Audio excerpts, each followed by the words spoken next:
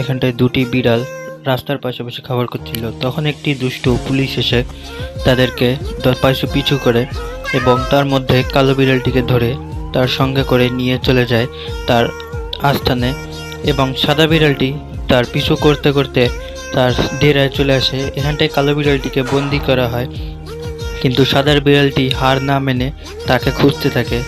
কিন্তু দুষ্টু গার্ডরা তাকেও দেখে নেয় এবং তাকেও ধরার জন্য ছুটে। তখনই সে তার পিছনে দৌড়াতে থাকে এবং দৌড়াতে দৌড়াতে গার্ডটি পড়ে যায় এবং অজ্ঞান হয়ে যায়। এখানে সেই দুষ্টু ডাক্তারটি বিড়ালটিকে একটি চেন দিয়ে বাঁধে, কিন্তু সাদা বিড়ালটি এসে তার কাছে এবং সে সেই ডাক্তারটির পায়ে ইঞ্জেকশন ঢুকিয়ে দেয়, যার ফলে ডাক্তার জায়গায় মরে যায় এবং সাদা বিড়ালটি কালো বিড়ালটিকে নিয়ে চলে যায়। তখনই পুলিশটি তাদের পিছনে দৌড়ালে তারা দুজন লাফ দিয়ে সেখান থেকে ভেগে দুজন আবার একসঙ্গে